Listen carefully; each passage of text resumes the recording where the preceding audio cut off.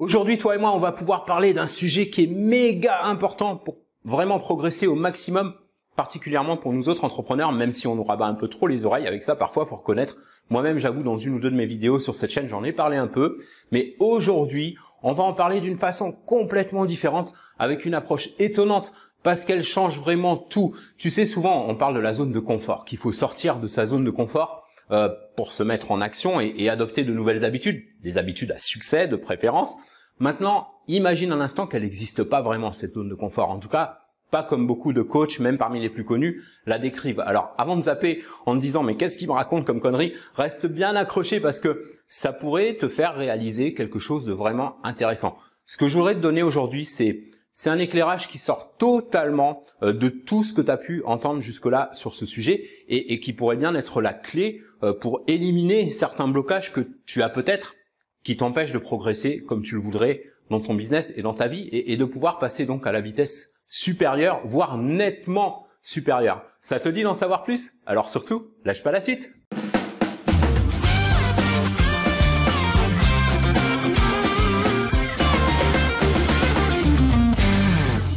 Hey, salut à toi l'ami, j'espère te trouver avec la forme aujourd'hui. Bienvenue dans cet épisode d'Eric.Solutions. Je suis Eric, ton spécialiste pour le développement rapide de ton business sur Internet. Et dans ce nouvel épisode, on va parler de zone de confort. Alors pour définir rapidement ce qu'on appelle la zone de confort, probablement à tort d'ailleurs, on va voir pourquoi.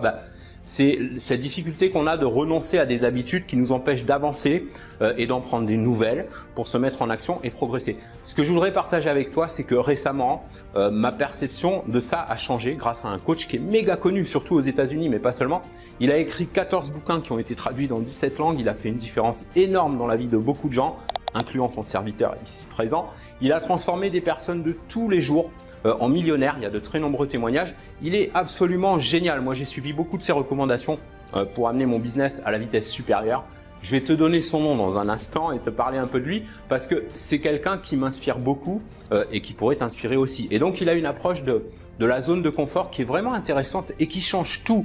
En gros, si tu préfères, il part du principe qu'il n'existe pas de zone de confort. Alors, sur le coup, ça peut sembler un peu radical, tu vois, parce que ça bouscule carrément une approche sur laquelle la plupart des coachs sont d'accord, même les plus grands, depuis des années. Et pourtant, quand on y réfléchit, la zone de confort, c'est pas forcément un concept réaliste. En tout cas, pas totalement. Parce que bien sûr, c'est clair, il existe une sorte de zone psychologique dans laquelle on a tendance à se réfugier, dont on a du mal parfois à sortir et qui peut empêcher de se mettre en action. Sauf que cette zone, elle n'est pas si confortable que ça. Et ça a l'air tout bête dit comme ça, mais quand on le réalise, ça fait toute une différence. Alors, qui c'est ce coach qui bouscule un peu les idées reçues sur le sujet? Il s'appelle Noah St. John.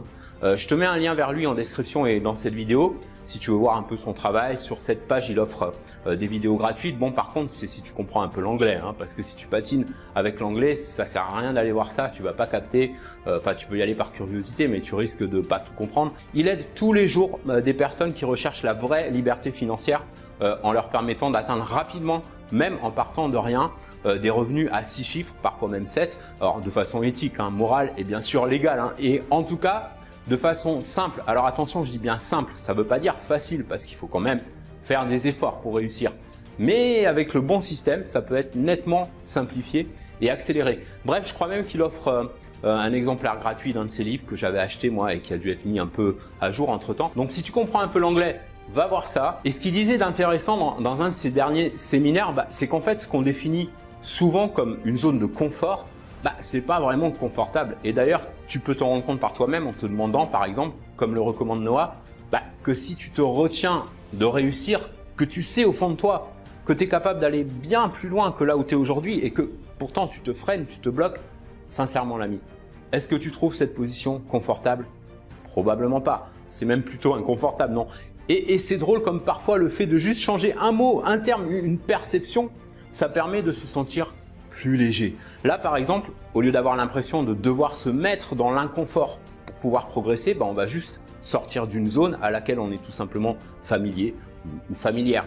Et moi, je suis en plein là-dedans en ce moment, tu vois, parce que pour mener le style de vie que j'ai aujourd'hui, il m'a fallu sortir à plusieurs reprises d'une zone familière ou d'une autre. Tu t'es peut-être déjà rendu compte aussi toi-même que même quand on fait des progrès après être sorti de sa zone de confort, ou plutôt de la zone à laquelle on est familière, donc avec les nouvelles habitudes qu'on prend, aussi bonne qu'elle soit, à un moment ou un autre, on rentre dans une nouvelle zone familière. Autrement dit, quelle que soit l'importance des progrès qu'on fait, faut régulièrement se remettre en question à chaque fois qu'on veut franchir un palier. Sinon, on a tendance à s'encrouter. C'est un peu mon cas ces derniers temps. Je me suis laissé un peu ralentir par quelques soucis il y a quelques mois. Tu vois, je t'en ai pas parlé parce que j'ai pas l'habitude de m'étaler sur ces sujets-là, tu vois, mais j'ai eu le compte PayPal d'une de mes sociétés qui avait été bloqué avec une somme plutôt importante dessus. Malheureusement, ce sont des choses qui arrivent.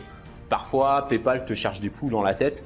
Comme un ennui vient rarement seul, j'ai eu un redressement fiscal sur une autre de mes boîtes aux États-Unis parce que j'avais été mal conseillé pour mon optimisation fiscale de cette société. Je sais plus quel homme politique français qui disait que les emmerdes, ça vole toujours en escadron. Bon, les bonnes choses aussi, heureusement. Bref, tout ça s'est arrangé depuis, mais pas sans y laisser quelques plumes au passage, tu vois. Ça m'a quand même pas empêché de redresser la barre. Et à la limite, ça m'a donné encore plus la niaque parce que je suis quelqu'un qui aime toujours progresser plus et explorer de nouvelles pistes. Par exemple, si tu me suis depuis un certain temps, tu sais que l'essentiel de mes sources de revenus, c'est en mode underground, en souterrain, un peu en sous-traitant beaucoup, notamment le consulting, en utilisant des noms de plumes aussi dans plusieurs niches pour publier mes bouquins et dans l'affiliation aussi. Et dans les prochaines semaines, je vais consacrer plus de temps au coaching pour aider d'autres entrepreneurs avec plus de présence sur le web. Je suis en train de revoir mon branding, tout ça. Et ces derniers temps, je ressens de plus en plus le besoin de sortir de ma zone familière, tu vois, de faire quelques bonds en avant plus importants aussi, comme passer des 7 chiffres à 8 chiffres en termes de revenus annuels. Jusque-là, j'ai jamais dépassé 7 et donc c'est mon plan pour les 3 prochaines années, si tu veux tout savoir. Mais c'est pas seulement pour ça, c'est aussi pour faire des nouveaux trucs que j'ai souvent remis à plus tard et que je voudrais bien expérimenter juste pour le fun. Par exemple, lancer mon podcast. Tu vois, ça fait un bon moment que ça me trotte dans la tête et il serait vraiment temps de m'y mettre parce que c'est ce que font beaucoup d'experts dans mon domaine et là-dessus, je suis un peu à la traîne. Et en plus, je pense que ce sera une expérience vraiment amusante. Par contre, j'ai pas encore décidé, tu vois, si je vais faire ça une fois par semaine ou 2 fois par semaine. En tout cas, pas plus parce que même avec une bonne organisation, j'aurais pas le timing pour ça. En tout cas, pas si je veux me garder un peu de temps libre parce que après tout, c'est aussi pour ça qu'on a choisi cette activité, toi comme moi, non, pour se libérer du temps. Quoi qu'il en soit, tu seras tenu au courant ici sur la chaîne, bien sûr, surtout si tu es abonné et aussi par email si tu fais partie de ma liste privée. Si ce n'est pas le cas, tu peux t'inscrire gratuitement et recevoir 5 cadeaux. Pour ça, c'est simple, tu vas juste sur eric.solution, solution avec un S à la fin. Oh, ah oui, et tu sais quoi l'ami? Faut absolument que je me colle à Instagram aussi, tu vois, j'ai quelques trains de retard là-dessus. Également, j'ai un compte Instagram, mais je m'en sers pas, je publie rien dessus. Je publie très peu sur la page Facebook eric.solution aussi, alors je m'en suis très bien passé jusque-là, hein. Ça m'a pas empêché d'avancer dans mon business. Et je suis pas le seul d'ailleurs, tu peux voir beaucoup d'autres entrepreneurs qui s'en passent très bien. Je vois même des entrepreneurs avec un niveau de réussite beaucoup plus élevé que le mien et qui touchent presque pas à Instagram ou même Facebook, Twitter ou autre, même pas en déléguant. Et ça les a pas empêchés d'atteindre des niveaux fulgurants dans leur business, mais c'est un des challenges que je voudrais relever pour sortir de ma zone familière. Alors, assez parlé de ma pomme. Ce qui m'intéresserait aujourd'hui, c'est de connaître ton avis, ton expérience sur la zone, entre guillemets, hein, de confort.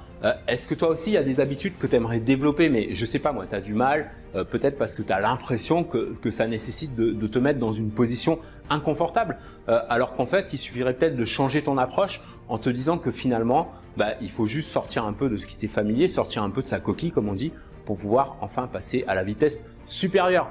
N'hésite pas à t'exprimer là-dessus ici en commentaire pour me dire ce que tu en penses et si tu trouves l'approche vraiment intéressante et que tu te débrouilles un peu en anglais, je t'invite à aller voir le lien que je t'ai donné tout à l'heure pour suivre Noah. Tu peux retrouver le lien aussi en description. Je te kiffe. Si tu kiffes cette chaîne, pense à t'abonner si ce n'est pas encore fait. On se retrouve dans le prochain épisode. En attendant, prends soin de toi, sors un peu de ta zone familière et fais une différence dans ton business et dans ta vie aujourd'hui.